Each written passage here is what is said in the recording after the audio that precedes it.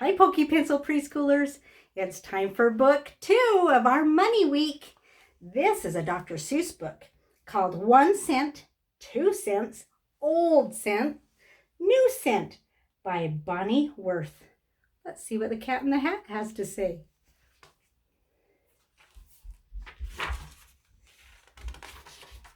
I'm the Cat in the Hat, and you know something funny? We're about to have fun learning all about money. Where does it come from? Can you answer that, please? I will give you a hint. It does not grow on trees.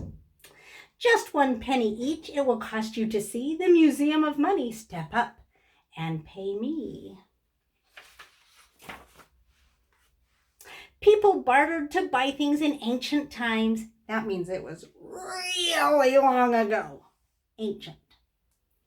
They did not have pennies or nickels or dimes. This meant that a beekeeper might want to swap his store of honey for a farmer's wheat crop. See, they're trading. That's a great idea if you don't have any money, right? If the farmer liked honey, a deal could be struck. If the farmer liked jam, it was the keeper's bad luck.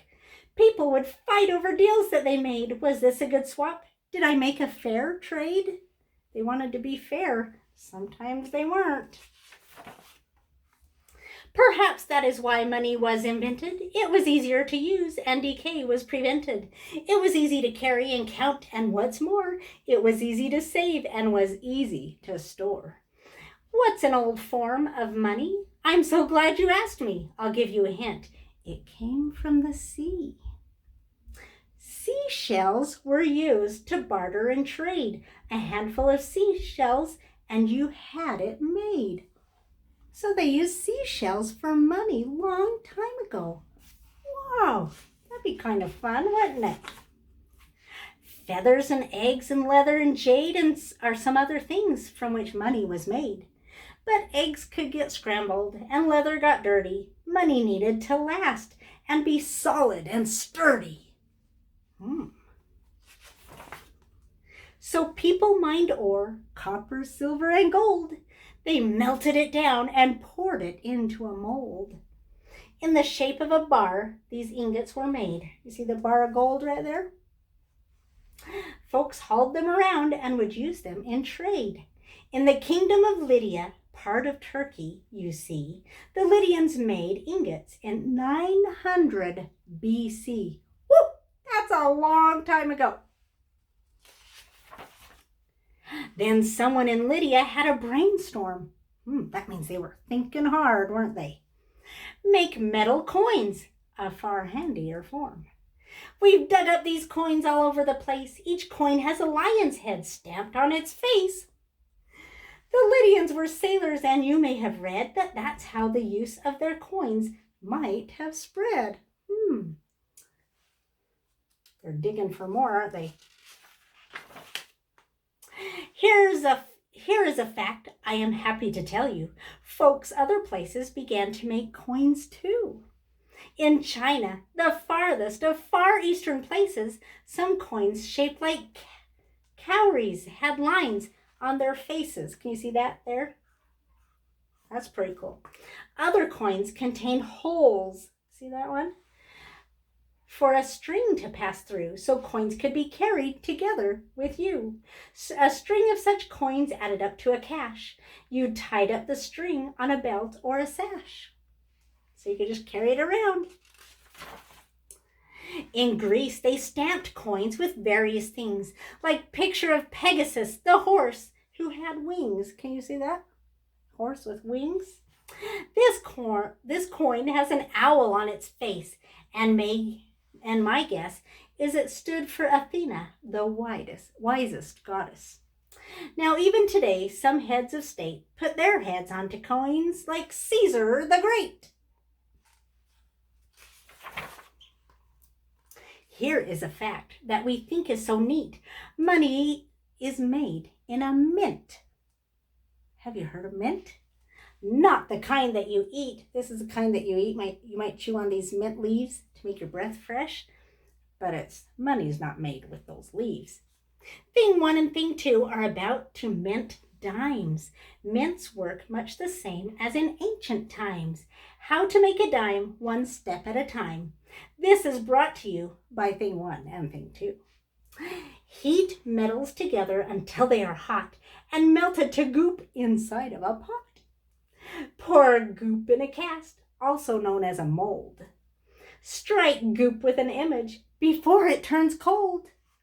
Remove from the cast, oh, isn't this funny? Time to have fun with your shiny new money. Ancients kept money where they prayed and gave thanks. In this way, the temples became their first banks.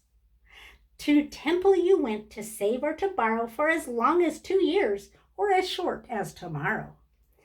Interest is the name for the fee that you owe to the bank for the money they loan you, you know.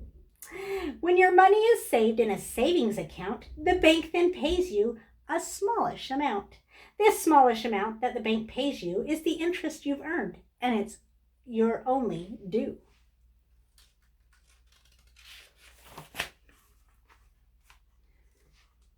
The smallest coin ever is so hard to see. See the Indian phantom next to that BB? This is a BB ball that goes in a little gun, and that's the Indian money.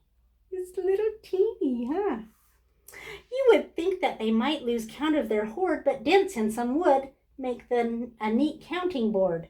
So they made some holes in wood, and they would count their money in there. Pretty cool, huh? From the island of Yap came the heaviest ones, limestone coins 8 feet wide. That's taller than me. Each weighed 3 tons. Oh, goodness. Carrying these coins, some Yap ships sank. Oh, they were so heavy, they sank the ship. Could you fit a Yap coin in your piggy bank? I don't know. Traveling to parts of the New World with me, here are some Spanish coins I would like you to see. See these up here? Spain's explorers sent home from the New World as freight golden doubloons and pieces of 8. The most valuable coins in these parts were these. To steal them, some pirates sailed all 7 seas. Uh-oh, they get a time out. American settlers minted coins such as these. See these ones? Stamped with the image of local trees. For money, the natives strung seashells and beads into belts of wampum for their trading needs. So they used shells and stuff still.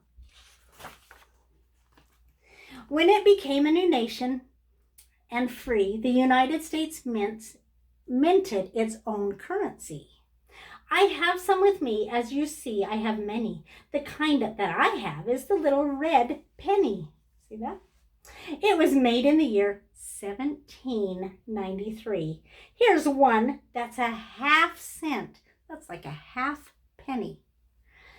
You might like to see. Here's another one. It's also red. It's a penny we know as the Indian head. In 1909, that's the year that I'm thinking, we began to mint pennies with the face of Abe Lincoln. During World War II, a brave time I do feel, pennies were made out of zinc-coated steel. We needed the copper for wartime, but then, after the war, we used copper again. Some pennies I've shown you from so long ago are worth nearly $1,000 or so. Here's a great word you can add to your list. A collector of coins is a numismatist. Pennies to dollars, we mint the whole range, but mostly we use all these coins to make change. It's paper that's king, but paper gets rotten, so we make paper money from linen and cotton. When you study your money, and these days, who bothers, you will find on its faces our nation's fathers. What's the dollar sign mean? Could it be? Take a guess. Does it come from a U printed under an S? My numismatist friend has told me of late it might come from these Spanish pieces of 8. Maybe they're trying to figure out how they got that. Here's George Washington on the $1 bill, Thomas Jefferson on a $2 bill, Abraham Lincoln on the $5 bill, Andrew Jackson on a $20 bill. Alexander Hamilton is on the $10 bill. Ulysses S. Grant is on the $50 bill, and Benjamin Franklin on the $100 bill. On the $10,000 bill, you will find the face of Abe Lincoln's treasurer, Salmon Portland Chase. Will you find one around? No, probably not. They no longer print bills of this size. No, they don't. If they print them again, do you think maybe that they might use the face of the cat in the hat? Wouldn't that be funny? Thanks for reading with me, everyone. We'll see you next time.